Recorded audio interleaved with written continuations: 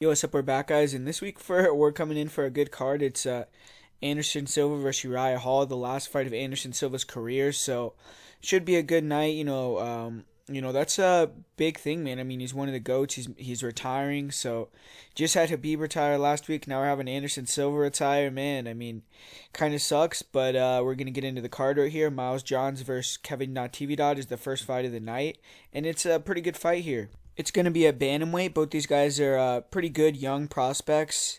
And Miles Johns, this is going to be his third fight in the UFC, so he definitely has the experience edge there. He trains out of Fortis MMA, and his last fight he did lose the first fight of his career, so going to be coming in here for the first time off of a loss. And he did get flying knee. He got finished by Mario Batista, which that could potentially be something that could be a confidence lower his confidence. So we do have to see how he comes in here. But Johns is going to be facing another guy who's 9-1, a newcomer in Kevin Natividad. And on the feet, Johns, he's a good athlete. He's powerful. He's athletic.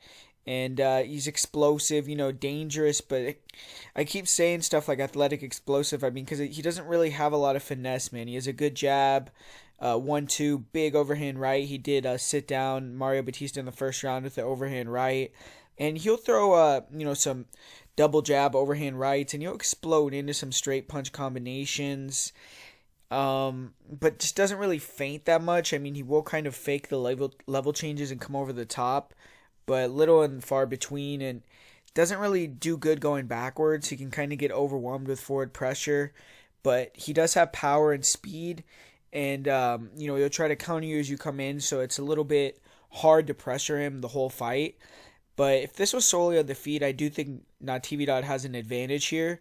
He just can't get hit clean, especially early. Miles Johns, he did get hit clean his last fight. He got hit with the flying knee, got knocked out. That was the first time he got finished in his career. And he has 2 knockouts himself. He did struggle a little bit with the grappling of Cole Smith, but it's still, his thing is the wrestling. He's a really good wrestler, kind of a lay and pray guy, but he did pay for it in his last fight, man. I mean, he didn't go for any takedowns, fell in love with his hands a little bit, and got knocked out. So I'm sure he's going to go back to the wrestling here. Good double legs, explosive slams. He has good at getting in on the single, pushing guys to the cage, and then he'll get some high crotch slams from there. And on top, he's more of a control guy. He can overwhelm some lower level guys, but doesn't really, have great jiu-jitsu, doesn't really have great ground and pound, just trying to stay on top, stagnate the fight, and win rounds that way. In his fight with Cole Smith was able to clinch up with him, use his height, kind of tire Miles Johns out, take his back, and Smith had a lot of top control. He arguably won the fight. It was a really close decision, but Johns is a good scrambler, and he usually can give his back to stand back up. He stays cool when people do take his back, and is pretty hard to get submitted. He's never been submitted before. He isn't a submission threat himself. He only has 2 submissions in his career, and he can get tired, especially later on in fights if he can't get takedowns. And if he's forced to go backwards, he really can kind of gas out significantly. So this is a put up or shut up fight for the career of Miles Johns. If he loses this fight, could be in big trouble in terms of his trajectory, man. I mean, if he loses this one, I don't really know where he's going to go from there. But, Kevin Natividad, he's going to be making his debut here trying to make his debut here for the second time. Unfortunately for Natividad, the first time he tried to fight for the UFC, he tested positive for COVID, and it was a pretty sucky situation because he did accept the fight on really late notice, and he was set to fight a well-known guy in Brian Kelleher, so I'm sure he was pumped up, ready to go for that. And looking at Kevin Natividad, he's an athletic boxer, wrestler. He has a good forward pressure, head movement. He cuts angles, really good lead hook, and he's really good at feinting or using his double jab to get into range for the hooks. He'll use that double jab and come in with high kicks, with flying knees, danger stuff that try to knock you out. And he likes to draw out counters, land hook combinations. He has really nice straight shots down the middle. And good head movement. He cuts angles, creates counter opportunities, good body shots. He's a good pot shotter. He keeps the range, the distance well, picks and pulls. Doesn't really throw many kicks, and he doesn't check kicks either. Isn't a super high volume guy, but he does walk you down puts pressure on you in other ways by making you think with the feints, with the fakes, with the false starts, stuff like that. So he can get guys tired, and he does have big power. 5 knockouts in his 9 wins. He showed a, big power in his cross in his last fight, knocking his opponent out. His defense on the feet isn't the best. He can kind of close the distance a little wild, and he can be a little bit hittable in exchanges, but he does have good head movement. He slips and rips well, and that game is dangerous, but it also makes him good at countering as well. And he's a decent grappler. I mean, he's athletic, good level changes, good double leg, looks like a strong wrestler. In the clinch, he's good.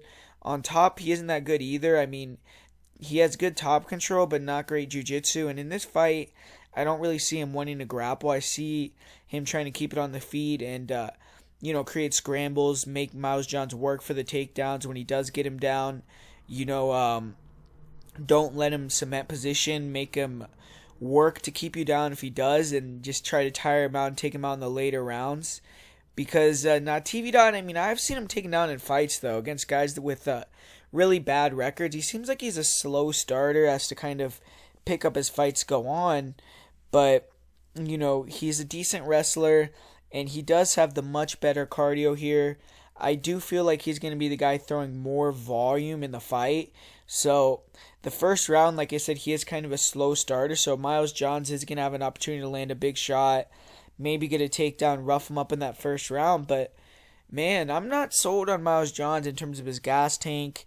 I don't know if he's going to have the grappling advantage or a big enough grappling advantage to take down and control Natividad over the course of 3 rounds. I think Natividad is scrappy. He's a good wrestler himself, good scrambling ability. He's going to make him work. And in that type of fight, I kind of favor Kevin Natividad to get it done. I just think he's going to be a little bit more active.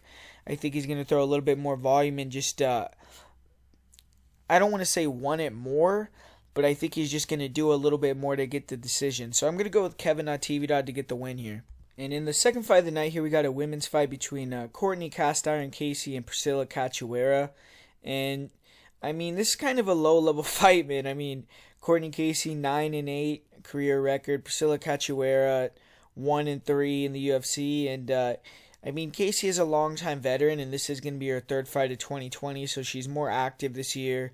She's fought a lot of girls, and she's 5-7 in the UFC, but been at least competitive against elite competition. She has 1-1 since moving to 125, and she started off strong. She got that first round armbar, but in her second fight at 125, she got kind of dominated by Jillian Robertson, submitted, and her opponent, Priscila Cachoeira, she did finally get her first UFC victory last time out, and it was in resounding fashion. I mean, she got a quick knockout over Shayna Dobson, and what Cachoeira kind of lacks in skill, she makes up for in heart and grit, and she's an action fighter. She's fun to watch. I mean, both girls like to sit in the pocket and brawl, and if Casey does that, it's kind of going to become kind of a 50-50 fight. I still give Casey the advantage there because I feel like she has faster, straighter punches. I do feel like Cachoeira has the power advantage if they trade. If Cachoeira lands, I mean, who's to say she won't hurt her or knock her out, but Casey's never been finished with strikes in her career. I mean, watching back Cachoeira's fights as well, I just don't feel like she's very good on the ground at all. I mean, we've seen her get, put in a lot of different submission attempts. She's almost gotten submitted against girls like Luana Carolina, and, Valentina really dominated her on the ground, really beat her up very badly on the ground.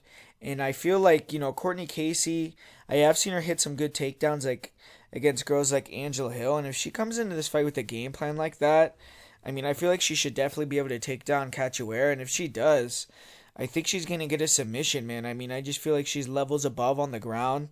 Cachoeira makes a lot of mistakes. And if you look at Cortney Casey's record, 7 of her 9 wins are in the first round, and I think a lot of those, most of them are submission victories.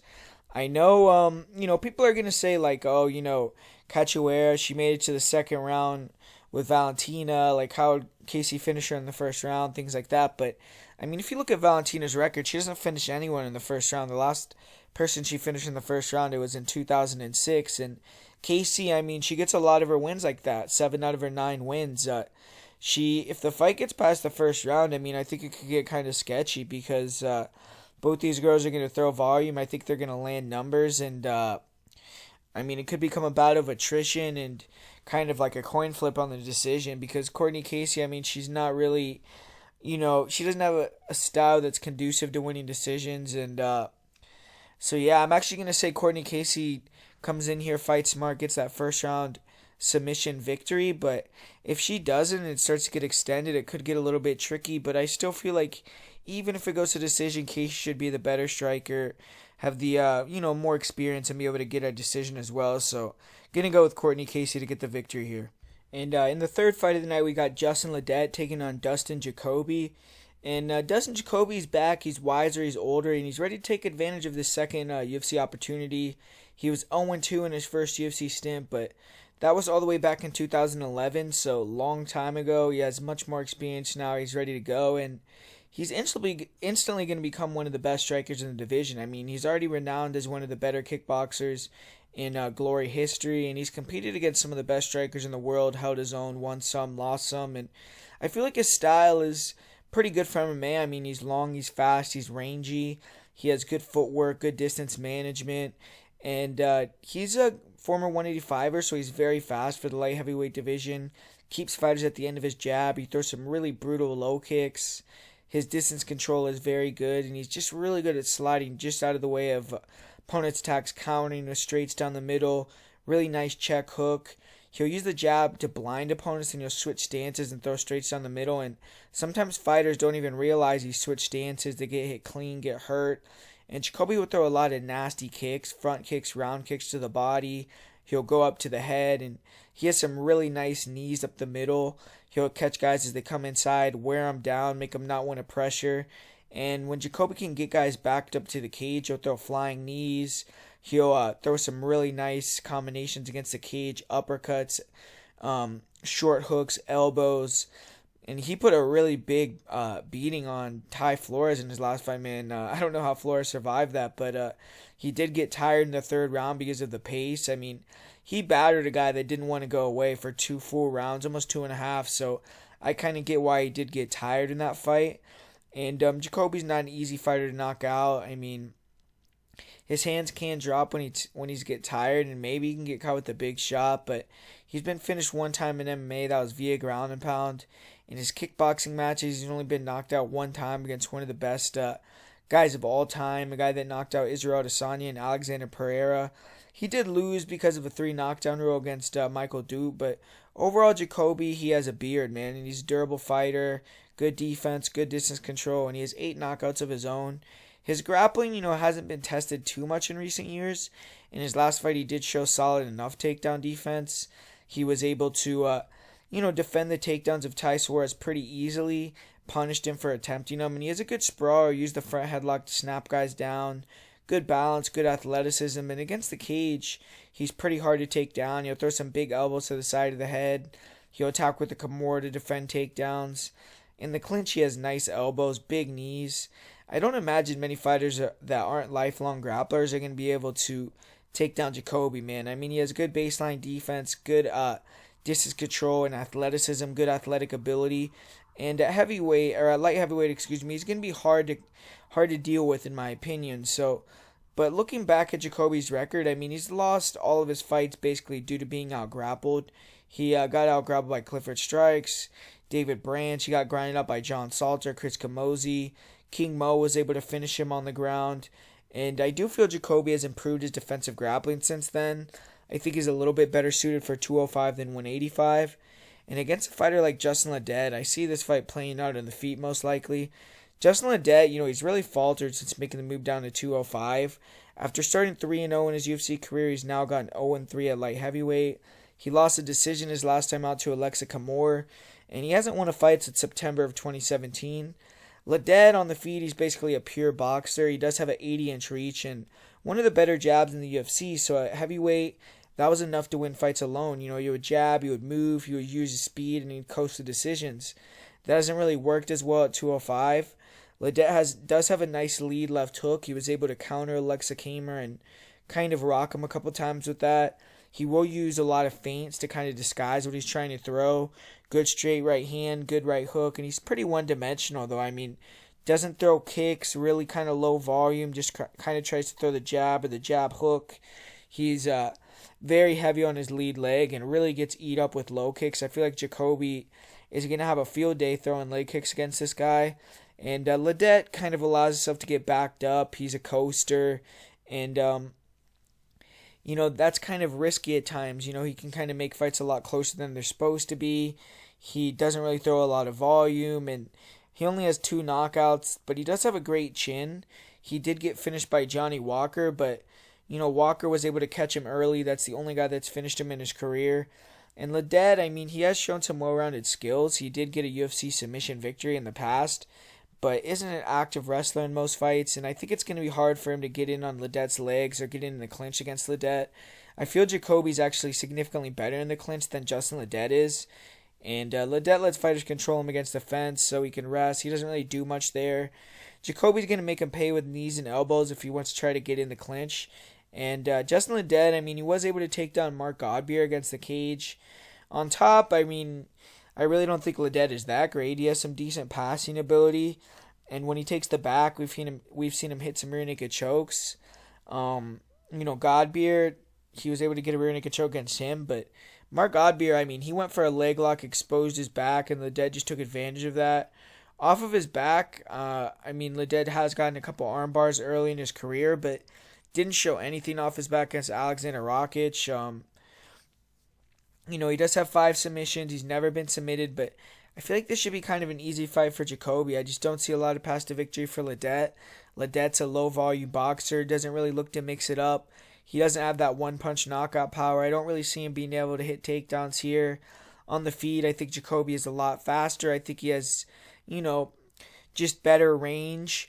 And I think he's going to be able to eat his legs up with kicks. I think he's going to walk Ledet into big shots, really put it on him. Ledet isn't going to put enough volume out there to gas Jacoby out. And even if he can last 3 rounds, I think it's going to be a wide victory in favor of Jacoby. I just see Jacoby putting on a striking clinic. Low kicks, feints, big combinations, just putting it on him. I do feel like Jacoby will get Ledet out of there at some point, even though Ledet is tough. So I'm going to say Dustin Jacoby gets a second round KO TKO here. Next year we got a battle of 2 guys that are coming off losses in their debuts. I mean, Jason Witt, he kind of had the worst case scenario. He entered the fight on short notice, showed really nothing, got knocked out in 48 seconds. But Witt's a veteran. He has 17 wins, so I'm sure that loss has lit a fire under him, and he's going to be ready to go. He's trained out of Glory MMA. They've been on a roll this year, and Witt, he's a good athlete. He's a boxer. He's a pressure fighter. But he holds his hands low, man. As a wide base, tries to keep the range, back eyes up with effective pressure. And he does have a good straight. He'll throw it to the body, to the head. He'll throw some nice lead hooks. Good heavy uppercut. And he's good at feinting the level change and coming over the top with hooks, overhands. When he backs guys to the fence, he will throw some nice knees. He'll swarm. He'll try to take guys out. Pretty good rear leg body and head kick. And he switches stances. He's high volume. He's just very hittable, though, man. And his chin is no good. He'll walk straight into hooks. He'll walk straight into straight shots. And he throws a lot of naked kicks that get him countered. And I've seen him wobbled with shots that just don't seem very powerful. He's been knocked out pretty badly a few times in his career, especially his last fight. He's been finished 4 times by knockout. But he does have 3 finishes himself on the feet, and he's a grinder, man. He uses striking and close the distance, hit takedowns against the cage, really good trips in the clinch, and he has a good double leg, good solid top control. He likes to sit inside opponents' full guard, stay heavy. He's a back taker, good rear naked chokes, and pretty good takedown defense. He can scramble, and he's good at getting back on top. He puts on, he's good at when you try to stand up, he'll just put you back down, mat return you. Good grappling cardio, he can push. And that's going to be a big weapon in this fight. If he can get out of the first round, keep a high pace, I think he could melt Cole Williams potentially. Witt has 7 submissions. All of them are rear naked chokes. And 7 of his 9 finishes are in the first round. He starts fast. He goes for the finish. And it seems like if he can't get it early, he kind of does go into cruise control mode. But against Cole Williams, if Williams gets significantly tired as the fight goes on, I do think he could get a late round finish. Cole Williams, he's kind of in a similar boat to Jason Witt. He had a bad UFC debut, got finished in the first round. I guess he fared a little bit better. He landed a couple shots, but ultimately, got submitted in the first round, lost in the first round, just like Jason Witt. And Williams, he's 11-2, and he's been submitted in both of his losses. He's an older guy. He's 36 years old. He's coming off a pretty long layoff here, but he was on a nice win streak prior to the fight with Claudio Silva. The issue with Williams is he's older and he just fights so infrequently. He's been a pro for 12 years. He's only fought 13 times. But he's going to be the more dangerous striker in there. He has a nice jab. He has good leg kicks. And the straight right hand he throws is powerful and accurate. He slips and rips well. He did catch Claudio Silva with a straight right hand that kind of rocked Silva a little bit. Nice uppercuts. And he does hold his hands low as well to kind of goad guys to throw so he could slip and rip. And good head movement, decent hand speed. But he's hittable himself. He can get cracked and hurt. He did take some bombs against Claudio Silva, who's not a great striker, so that's not really good to see. And he tires out significantly as the fight goes on, becomes much more hittable. He has 4 KO TKOs, though, and he has never been finished by strikes yet in his career. Williams, he looks to be a pretty decent grappler himself. He's physical early, good body locks, and he's good at controlling guys in the clinch and attacking with punches off the break. Solid timing on his singles and his doubles, and I've seen him get into some dominant positions and finish fights in top position, but, his top control isn't the greatest. He does have a flying armbar in his career and 4 submissions overall. He was submitted in his 2 losses. He doesn't really have the best takedown defense. He also gives his back when he tries to stand up. To me, Williams kind of has to go for broke in the first round, walk Witt down, get in his face, let his hands go, and try to knock him out. And if he can get Witt to panic wrestle, maybe he can land a shot and take him out, but the thing about Cole Williams is he just slows down severely, and I think that's going to be the difference in this fight. Witt needs to wrestle hard, wrestle heavy, and just try to cook Williams. Attack the body, go back up to the head, try to keep Williams against the cage. The issue is Witt's just hittable in that first round. Could be in trouble, but my pick is going to be Witt via second or third round rear naked choke. I think he's going to get him out of there. And I feel like the way both these guys fight, just it being a low-level fight, neither of these guys have lost a fight via decision. I feel like at plus 145 for the fight not to go the distance, there's some value in that play there. So, the pick is going to be Jason Witt via submission here, but 2 low-level guys, I think the fight doesn't go the distance is the best bet. And this is an interesting one. We got Sean Strickland making his return, taking on Jack Marshman.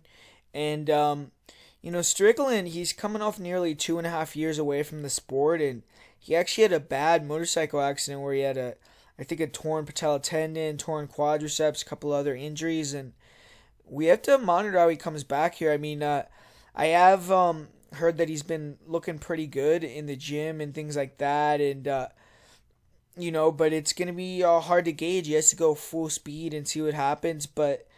The last time we saw Strickland, he was knocking out Nordine Taleb in the second round, and at 29 years old, I mean, he's going to be able to still have some time to make a run here if he comes back 100%, and he's going to be making the move back up to 185 pounds for this fight. I think that's a good move. He was a huge guy at welterweight, and he's actually 9-0 at this weight already, so, he's used to fighting here. He's never lost, and that's something that maybe could give him a little bit of confidence, and he's a long-rangey technical kickboxer, good lateral footwork, works behind the jab, the left hook. He throws fast 1-2s, and his 1-2 down the pipe is just really nice, really straight, really accurate. He's good at feigning, pull countering with the jab or the 1-2. He'll throw an uppercut to straight punch combos. He finds most of his knockouts by pull countering, and he's good at touching opponents, pot shotting from the outside, and just winning decisions as well. But he'll sit down on some hooks. He has a heavy right hand. He has a nice rear leg kick. He has nasty low kicks, body kicks, head kicks, and he's hard to get inside on. He has good defense, good footwork. He did get knocked out. He got kind of caught early with the big, spinning back kick to the head against Eliseo Zaleski dos Santos, but that was his only finished loss of his career, and he does have 9 knockouts of his own. He is a superior grappler in this matchup. I mean, no question about it. In the clinch, he uses his height really well. He has good elbows. Doesn't really level change and shoot takedowns, but good trips, good body locks, and he'll catch kicks, get takedowns that way. And he has a good sprawl. He's athletic, good balance, hard to take down. When he does get put on his back, he has a really good butterfly guard, and he doesn't really play the jiu-jitsu game. He has good get-ups. He did kind of get dominated by Kamaru Usman, but I mean, who doesn't? And on top, Strickland has great control. He has great passing ability, really good back takes, and a good submission game overall. He has, 4 submissions via rear naked choke. I feel like if he did go to his wrestling more, he would potentially get a lot more submissions in his career. But he's going to be taking on Jack Marshman, who, looked bad his last time out. He got dominated by Edmund Shabazian and hasn't really looked good throughout his UFC career. He's 3-4 in his UFC career, lost 3 of his last 4 fights, and he's also 0-2 in the United States, 1-5 outside of the UK. So when he's forced to travel, he's shown a really bad track record. The path to victory for Jack Marshman in this fight is he's going to have to land a big shot and knock him out, because he comes forward, those big overhands, big hooks, but doesn't have the footwork, doesn't have the speed that Sean Strickland does. Even though he's kind of deceptively quick, he doesn't really have that same type of speed that Strickland does, doesn't have the length, the ranginess, and he does have a tough, he's a tough guy and he'll take damage, but has been hurt. He's been finished 4 times. He's, kind of long in the tooth at this point. And he's a really poor wrestler, man. Very bad takedown defense, 20% in the UFC. He really is very, very easy to take down with the double. And when he gets taken down, he'll give his back to stand up. And he's really, not showing great submission defense. Even a grappler, a striker like Carl Roberson was able to hit double legs at ease and take down Marshman. Edmund Shabazian took him down, submitted with a rear naked choke really quickly. Marshman does have a couple triangles and arm bars off his back, but that was way back in the day against regional competition. And, even when he tried to implement a grappling game plan against a guy with essentially very little grappling like John Phillips, couldn't take him down. It was ineffective. And this should be an easy fight for Strickland. He's the faster guy. He has better footwork. He's going to be able to walk Marshman into shots, and he has way better grappling, man. If he gets on top, I think he's going to get the submission. He's just better everywhere in this fight. He can win an easy decision if he wants. He can take him down and get a submission if he wants. And I'm going to say he does it. I'm going to say that he kind of hurts Marshman a little bit on the feet. Marshman starts to become a little bit more hesitant.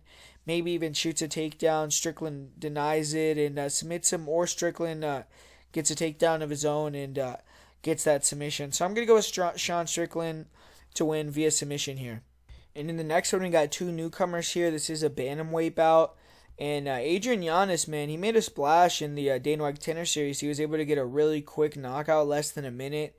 And he's 26 years old. He's 11-3. He's coming out of Texas. And his 2 of his 3 losses have been split decisions to current UFC fighters. So he could be 13-1 and have 2 big wins on his record right now if judges kind of saw it his way. And Adrian Yanez is a legit boxer, man. He likes to pressure guys, force them backwards, work out the jab, the double jab. He'll jab his way into range, follow with a straight or an uppercut. Good at putting long combos together, and he'll attack the body, the head. He plays with his hands down, and he has really good head movement. He'll slip and rip or turn with hard shots. He throws some nice front kicks to the body, and he'll even throw some nice high kicks in there. His style does leave some openings for him to be hit. I feel like a guy with a good kicking game could potentially give him a little bit of issues. But he's very tough. He has a great chin, good cardio, eats shots, walks you down, breaks you. 6 knockouts, has big pop in his hands. Never been finished by strikes. And he's not a guy who will look for takedowns, but he has good takedown defense. And he's shown that against strong wrestlers like Domingo Pilarte, Miles Johns. Good balance. He holds his hands low so he can dig underhooks. And he has fast hips. He has good sprawls. But he can overextend on punches and get taken down that way. He is pretty good off his back. He will get butterfly hooks, quickly work back up to his feet. Doesn't accept bottom position, doesn't play the guard game, and he does have a couple submissions early in his career. He has great cardio, and he just continues to pour on the pressure, the pace, especially when he sees you slowing down or faltering.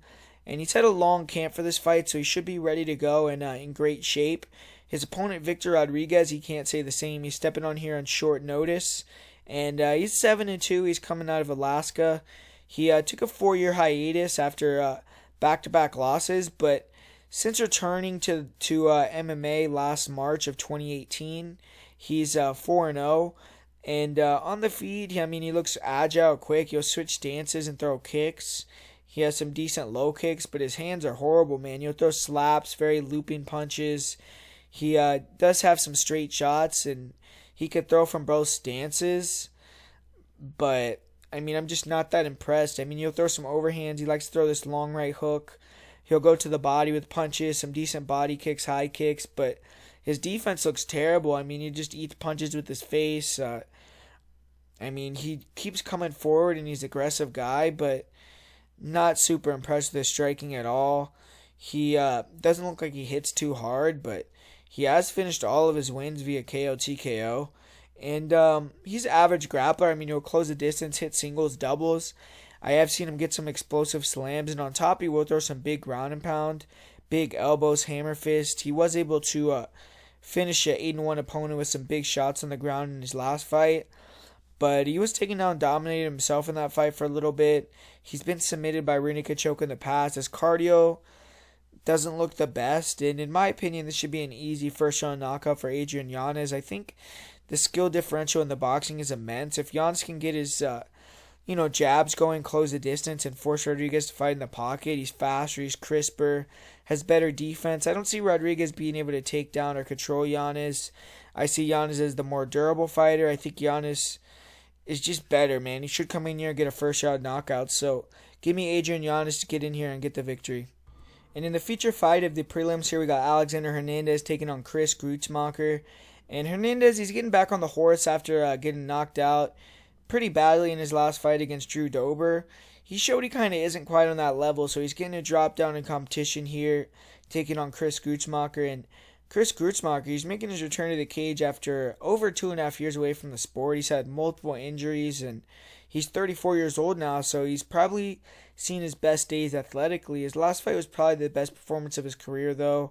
He did dominate a legend in Joe Lozon from pillar to post, and Gruetzemacher's a dog, man. He always is going to be there to fight for your money. He's a beast, and kind of reminds me of an off-brand Brian Barberina. He has elite cardio. He tries to break you with pressure, with pace. He's slow, though, and he has a great chin. He's willing to eat punches and continue to come forward, and he likes to get in the pocket, hand fight, land tight, short shots, good jab. He'll double, triple up on the jab, and he'll, double jab too. He'll land some nice short hooks on the inside, puts combinations together, attacks the body. Good front kick up the middle, good knees. And he has a really nice low calf kick. He'll throw it early often. Really battered the league leg of Joe Lozon with that. But he's, always coming forward, throwing volume. On the inside, he has nice short hooks, uppercuts, elbows. He hand fights. He'll rip the body. And if you come into a fight with Gritz and us to underestimate him, or you don't have the cardio, he can make you pay, but he's just not that technical. He's not very good. He's a guy that just gets out there and wins on hard, on grit. And, he's technically never been finished, but he did get knocked out on the Ultimate Fighter against Artem Lobov. And he did batter Joe Lozon really badly in his last fight. He, ate the shots from Lozon early, tired him out. Everyone knows at this point Lozon doesn't have the best gas tank. And, he was able to finish him kind of, not anticlimactic, but the corner stopped the fight after the second round. And Gruetzemacher does have 7 knockouts in his career. He's not really a grappler. His takedown defense isn't really the best. So, the takedown shots don't even have to be that explosive, and fighters can still take him down. He will lose composure, give up his hips, and he throws a lot of naked kicks that can get caught. And once he's taken down, he is kind of good at stalling, landing small, annoying shots, distracting you. And he doesn't have good get-ups, but he'll control posture, force referee stand-ups. And in his fight with Joe Lozon, he was able to defend the takedowns. He even got on top of Lozon, landed some decent shots. And Gruetzemacher won't go for takedowns, but he has no problem going to the guard of some really good ground guys. Some of the best grapplers in the world. He's willing to go into the guard of fighters such as Dalvi Ramos, Joe Lozon. He has 3 armbar victories in his career. He has a rear naked choke. And, he's been submitted by rear naked choke in 2 of his losses in the UFC.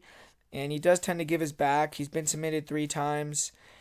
And is Alexander Hernandez going to be the type of guy that Chris Gruetzemacher is going to beat? I mean, I just don't know about that, man. I mean, Hernandez, yeah, he's maybe not that elite level yet that some people thought. He's kind of a cocky guy, so people like to hate on him. But I mean, man, when you look at Alexander Hernandez, he has that wide stance, really good pull countering ability. He switches stances, and he leaps into very big, powerful shots, and really good forward pressure, great chin. He has kind of gotten his chin kind of like beat up a little bit in his last 2 fights. So, or not his last 2 fights, but his fight with Donald Cerrone with Drew Dober. So his his durability, maybe he'll go away eventually, but right now it's still there. And he's an excellent grappler, man. I mean, I think if he wants to take down Chris Gruetzemacher, he's going to be able to take him down. And when he does, I do think he's going to be able to get into some excellent positions. And I mean, he has 2 submissions, both are rear naked chokes, and that's something that Chris Gruetzemacher struggles with. He's not a guy that's going to slow down cardiovascularly. I just think he's way superior athlete. I think, he's going to be able to have a big speed advantage. He's going to be able to land shots at will on Gruetzemacher. I don't think Gruetzemacher is going to be able to get on the inside and kind of play that hand-fighting game with a guy that's as quick, athletic, and, as powerful as Hernandez. And I think if Hernandez were to take him down, he can. And I think on top, he's going to have a huge advantage. So, Hernandez, I mean, he's one of my most confident picks on the card, and I think he's going to come in here and probably get it done inside the distance. And up next, we got Bobby Greene taking on Thiago Moises here.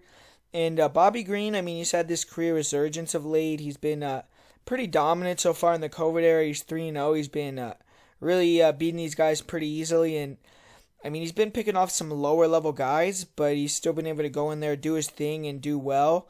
And this fight, I mean, I feel like this is an easy matchup for Bobby Greene, man. I really do, because there's a lot of things that I just feel like Bobby Greene has a big advantage on. In terms of the striking game, I mean, I think it's a massive advantage for Bobby Greene. He throws way more volume. He's slick. I mean, he could duck and roll. He's really good at, rolling with punches, slipping and ripping. Really good defense with the shoulder roll, everything like that. And just his forward pressure and his volume is going to be a lot to deal with for Thiago Moises. Moises doesn't strike while moving backwards. He's a guy that really plants on his shots and tries to throw, big, heavy shots. So when he's going backwards, he can kind of get jammed on his kicks and not really let his hands go. And we've seen that in fights. I mean, he can have full rounds where he's just not really doing much. Like his last fight with Michael Johnson, I mean, he landed like 1 strike in the first round, got dominated. Second round, kind of went for a sacrifice. Not a sacrifice, kind of a last chance, last desperation submission, and got the submission. So good for him. But I mean, against a guy like Bobby Greene who can wrestle, he can grapple, who knows that it's his one path to victory. I think on the feet, he's just going to be walking him down.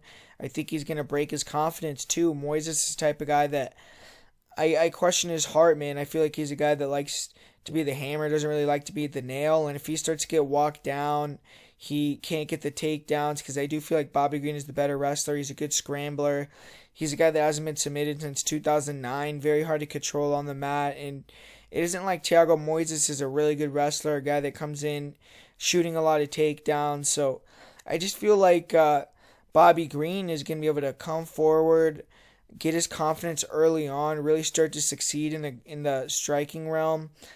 Even if he does get taken down, I mean, I think he's going to be able to work his way back up to his feet. I don't think he's going to just get submitted. He's never been submitted in the UFC.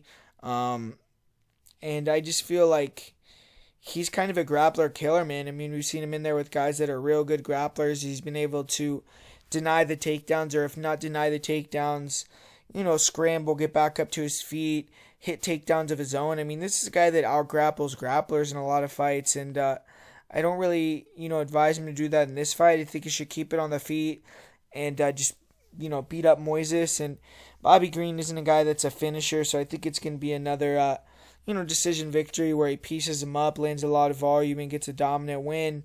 But, I mean, if he plays on the ground with Moises, there's always that chance for Moises to get the submission.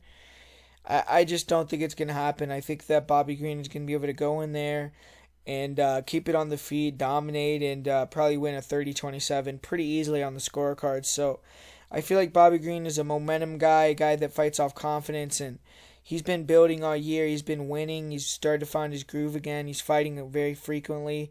So, got to go with Bobby Greene here.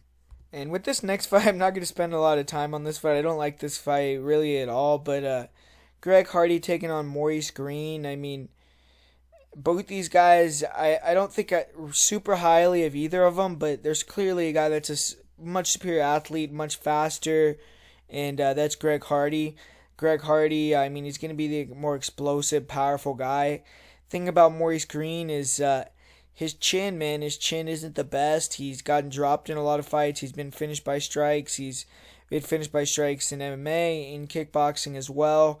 And he's a guy that's kind of slow, lumbering, throws a lot of kicks, naked kicks without setting him up. And, I mean, if Greg Hardy just comes in here and blitzes him, I think he could touch him on the chin and knock him out early.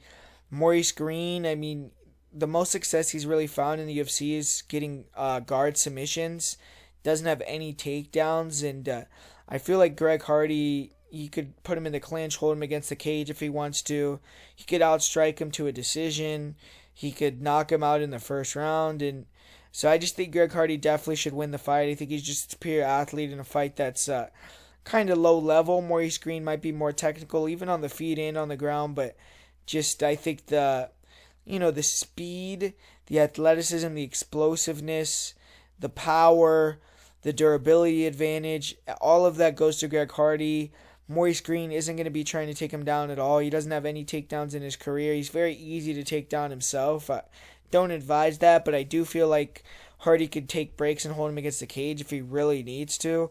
I mean, I felt like Maurice Greene looked horrible in his last fight versus Gian Vellante. So, I'm actually going to pick Greg Hardy. I think I'm going to say first round knockout. But, man, I mean, I just don't like this fight. I wouldn't bet on either side. Hardy's too big of a favorite to bet on, even though I think he should definitely win the fight. And I just would never play Maurice Greene, even at dog odds. I'm just not a big fan of the guy. I don't think that he takes the sport as seriously as he should. I don't think that he's just that good of a fighter. So, give me Greg Hardy via first round finish, but total pass for me. This is a banger right here, man. We got Kevin Holland taking on Makhmud Muradov. And Holland, he's getting that money, man. He's back in the octagon again. He's just 1 month, after that tough fight with Darren Stewart. And Holland came into that Darren Stewart fight injured and then took a lot of damage in the third round. So I'm not sure I could be 100% here, but he must be confident he could still get the win. And Holland's become kind of a fan favorite since joining the UFC. He's been very active. He's had a stellar record of 6-2, but I would say maybe he's even underperformed a little bit. I think he's a very skilled guy. His opponent, Makhmud Muradov, he's a very, very impressive athlete. He's 13. He's on a 13-fight win streak, and he's 2-0 in the UFC. He's looked pretty good. In his last fight against Trevor Smith, he got a really, really nasty highlight reel type knockout, but obviously, I mean, Trevor Smith was like 38 years old, coming off a layoff, a pure wrestler. So that was a kind of a tailor-made matchup there for Muradov. With Kevin Holland, man, I mean, he has a guy that's really dynamic, great frame for the division, good jab, good 1-2, really long. He's going to have a big reach advantage in this fight. And that's something that Muradov isn't really used to. Muradov's a guy that likes to stay on the outside, in and out, and uses reach a lot. So that's going to be something different because Holland's a guy that actually uses reach really well. Good 1-2s, throws really nice straight punches. His straight right hand and check left hook are really accurate. And, he can kind of leave his chin high with his hands down, but he's good at leaning back. Really good eyes, good head movement, good defense. Real good kicks, good knees up the middle. He'll, use shoulder roll, really good slips, head movement. He'll roll with shots, and he's just awkward. He's hard to get a beat on. He's hard to hit. Really good counters. The thing about Holland, I mean, he is a black belt. I feel like he is going to have an advantage on the ground here, but isn't a guy that really goes to wrestling, and he doesn't have good defensive wrestling. So I actually feel like Makhmud Muradov potentially could try to go for takedowns here late in rounds, maybe seal the rounds that way. But, on the feet, I actually feel like Holland is definitely the sharper, more technical guy, but Muradov, super, high volume, explosive, comes forward, throws heavy with all of his shots. And he's a guy, he's a Floyd Mayweather guy, so he has a lot of, fanfare behind him. And he has good movement, like I said, really explosive, closing the distance, in and out. Really nice jab, good left hook, and he gives different angles. He switches stances. He's good at touching the jab with left hook and then coming back with the straight right or overhand or a really big uppercut. He has one-punch knockout power. We saw that one-punch knockout power against Trevor Smith. Really heavy overhand right. He'll mix in elbows, but he can hold his hands low, jut his chin out. And we saw in his fight with Alessio Di Chirico, man, I mean, he was getting tired and throwing really wide, wild shots. If he does that against a guy like Kevin Holland, he could get freaking sniped and knocked out, man. I mean, real talk, he really could. But he has a pretty dynamic kicking game himself. Nasty front kicks, body head. He'll throw round kicks to the body and switch kicks, question mark kicks, jumping roundhouse kicks, front kicks. He, throws the whole arsenal at you. Flying knees. He is dynamic guy, knockout power. And on the feet, I mean, I do feel like he's really good, but this is going to be the best striker he's ever fought, in my opinion. And he's a guy that is very hittable. He's very hittable, man. He closes his distance. The way that he's in and out, especially with the reach advantage that Holland has, he might be able to use the jab and just pick him apart. But Muradov has 16 knockouts. He's finished 9 of his last 11 wins by knockout, and he's finished one time in his career was a TKO due to a doctor stoppage, so showing a really good chin. That's something that I like about Kevin Holland in this matchup is Muradov gets a majority of his wins via knockout, via finish, and he's actually never been finished. I don't even think Kevin Holland's ever been dropped in his career, so he has an amazing chin. And Muradov, I mean, I feel like he should kind of maybe try to use his grappling game, use his double leg, stay in top position, throw those heavy elbows, try to tire out Holland, especially later in the rounds because Muradov's style on the feet takes a lot of energy as well. He's bouncing in and out, he's exploding in and out, and if he can get some takedowns, that could be the difference in the fight here. But I feel like even if he does get takedowns, maybe the jiu-jitsu of Holland could be an issue for him, so that could potentially not even work. And I just feel like the experience advantage is well on the side of Kevin Holland. He's fought the much better tenured strikers in the past. I mean, he has wins over guys like Jeff Neal and Muradov. I feel like he's very confident. He's going to come in here like super ready to go, but I think that he's going to get just kind of bewildered by the length, the speed, the jab, the straight shots, the kicks of Kevin Holland. And the only thing I'm worried about with Holland is, like I said, he's fought 3 times very quickly in a row. He came into that last fight with an injury, and he's the type of guy that'll kind of accept fights on short notice, even when he's not 100%. And he should probably fight at 170, but doesn't want to cut weight, so that could potentially catch up to him. But I feel like skill for skill and just, experience-wise, everything, Holland should win. I mean, we saw Alessio Di Chirico in the 3rd round really land some big shots on Muradov and had him hurt. So I feel like Holland's just the better striker. I think that he could be able to outstrike Muradov to a decision. So give me Kevin Holland here to get the win. And in the co-main event here, we got Bryce Mitchell taking on Andre Fili. And Bryce Mitchell, he's been on an absolute roll of late. Not only has he been winning in the cage, but outside the cage as well. I mean, he's become one of the more vocal up-and-coming stars in the sport. And he's going to be getting a stiff test here in the step-up of competition when he faces Andre Fili. Andre Fili is kind of that guy. He's a French top 10 guy who the UFC kind of gives these up-and-comers as a test. And the thing about it is Fili is still young himself, or young enough that he's, improving and still trying to go after that belt also. And Andre Fili got the win his last time out. He took out another prospect in Charles Jourdain. And that fight was very hairy. He got dropped, almost finished, but he used that veteran savvy and his improved grappling skills to pull through. And Fili, he's a fighter I have to respect, man. He entered the UFC at a very young age, and even after a lot of setbacks, after being pegged as kind of a top 15 gatekeeper, he still kept that confidence, that vigor to go after the title. And Fili has clearly improved leaps and bounds from when he entered the UFC. On the feet, Fili, he's going to have the big advantage here, but he's really leveled up in his grappling after being submitted a couple times early in his career. He, showed that off. He got that decision due to his wrestling versus Charles Jourdain, and he's definitely going to need to show those skills versus Bryce Mitchell. This should be an epic scrap, man. Something both these guys have, I mean, if anything, is undying will cardio. They just scrap, man. I mean, Bryce Mitchell, he's won fights such as versus Bobby Moffett simply by being gritty, creating scrambles, going for it. On the feet, Bryce kind of has a funky style. You know, he's hands down, karate stance, tries to be in and out. He'll throw a lot of front leg side kicks, body head, and he's developed a solid straight down the middle.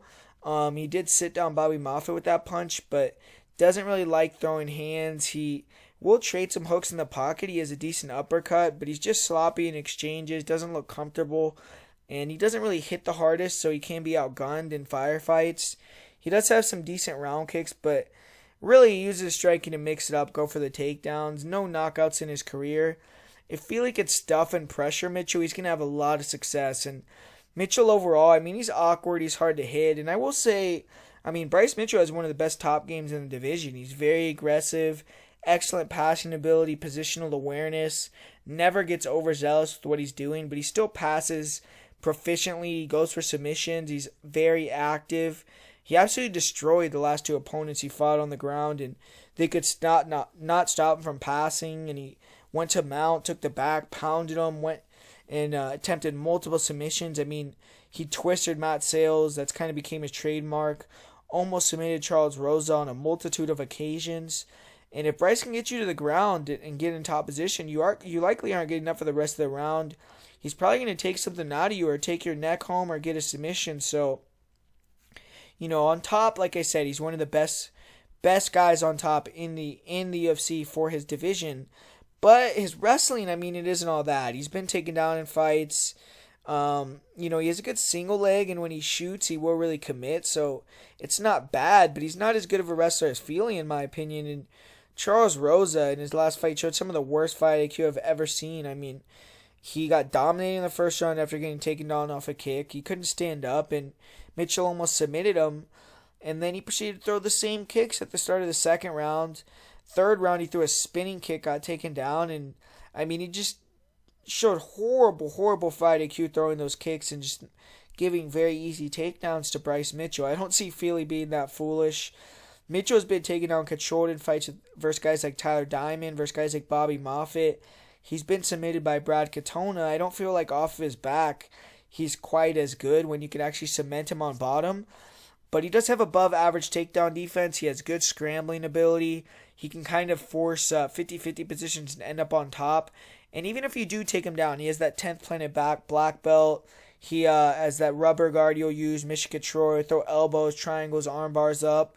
And he's always active. He's looking to create scrambles where he can take the back and pushes a super high pace, has a never die attitude. But for Andre Fili, I mean, on the feet, Fili is the significantly better striker. Fili's a really good counter striker. In the pocket, he has some of the best slipping and ripping ability in the division. He'll throw really hard kicks as well. Inside leg kicks, body kicks, head kicks. He's really good at darting in with that straight punch and angling off, kind of like a drive-by. And he blocks and returns really well. Good movement. He's very durable. And, he's only been finished twice in his career by strikes. And, man, I feel like a lot of people underrate Fili's grappling. He's a legit wrestler, man. Just go look at the numbers. He was able to take down Charles Jourdain 5 times. Took down Sadiq Youssef 3 times. He even out-wrestled Dennis Bermudez. He took him down 4 times. And if Andre Fili wants to take down Bryce Mitchell, he's going to be able to take down Bryce Mitchell. I really believe he can. I really hope he doesn't, though. Maybe at the end of a round and try to demoralize him or something, but don't play his game. Even though I think Fili could take him down, that doesn't mean he couldn't get caught in a submission or Bryce couldn't create a scramble and get on top. Fili on top doesn't really have the best top control, so I just don't think it's super beneficial anyways in this type of matchup to wrestle early in the rounds. If Bryce can get on top of Fili, he probably won't be able to get up. So, I mean, Fili could get submitted as well. So I just feel like even though he's the better wrestler, use that to your advantage. Use it in reverse. Keep it on the feet. Walk him down. You're going to be the superior striker. And, I feel like the striking could be competitive, but I think that Fili's just going to land the more impactful, harder shots. I think if they trade, Fili have a big advantage, especially if Bryce opens up. And I think Bryce is going to know that, so he's going to be a little bit timid, not throw as much volume. I think Fili's going to walk him down and get his confidence early. I don't see Bryce Mitchell taking him down, man. I really don't. I mean, Fili has great balance, really good takedown defense. And I feel like if Fili wants to take down Mitchell at the end of a round, or if he wants to do that, he should do it. So I feel like Fili should be a big favorite, much bigger favorite in this fight, like -150, -175. I don't know why Bryce Mitchell's the favorite. I mean, I guess it's like recency bias popularity, but got to go with Andre Fili here, man. I really do. I think that has advantages in a lot of areas. I think that even the grappling, I feel like Bryce Mitchell's a little overrated. So give me Andre Fili to get the win here. And here we go, man. Finally got the main event. We got Uriah Hall taking on Anderson the Spider Silva. And 45 years old for Anderson, man. This is going to be his last fight. So one of the best ever. He's going to be going out here. And we're going to see if he can go out on a win. And Uriah Hall, I mean, he's getting the shot of a lifetime here. He's been kind of linked to a fight with Uriah Hall for a long time. They were supposed to fight, I think, like way back in 2015, maybe even 2016. So, I mean, he's had Anderson Silva on his mind for a while as an opponent, but to be Anderson Silva's last fight, that's a big honor. And he's undefeated since moving to Fortis MMA. He's won his first 2 fights there, and I feel like that's a good gym to be at for a guy like Uriah Hall, who's kind of a head case. And Anderson Silva, I mean, he's obviously old, he's past it, but beating Silva still means something. Anderson Silva has lost 6 of his last 8 fights, but in 6 of those losses, 5 were former champions. And Silva is returning once again from an injury, a 1.5 year layoff, 45 years old, and that's going to be, a lot to overcome. But Anderson Silva, I mean, arguably the best striker in UFC history. He tends to start fights a little bit slow. He's very patient. He gets his reads, gets starting as the fight goes on. But he always looks locked in, loaded, ready to counter, and he still has a nasty jab. And when Anderson starts to move forward behind his fakes and feints, I mean, he's still dangerous. He's hard to read. He'll explode into spins, into jumping attacks. And a lot of people try to discount his performance in the Adesanya fight by saying Adesanya carried him, and maybe he did, but I mean, it was still a high-level striking performance by Anderson. Silva still has elite head movement. He has good hand-fighting parrying ability. He rolls with punches well, still has a solid chin. He'll block and parry while using a lot of upper body movements, try to lull you to sleep so he can counter. And I'll say he doesn't really take low kicks very well these days. I mean, we obviously saw his fight with Chris Weidman back in the day.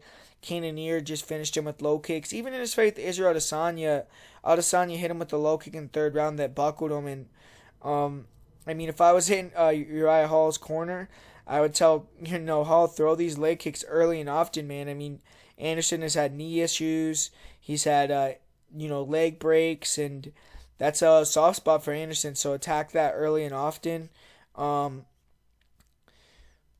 While I'm heaping a lot of praise on Anderson's defense, his offensive game isn't nearly as dangerous anymore. I mean, he's still highly skilled, but he's just not as quick. He's not as fast twitch. His counters, his blitzes don't have that same pop that they used to. And to think about Anderson, I mean, that's still pretty phenomenal at his age, though, is his cardio. He doesn't really seem to tire.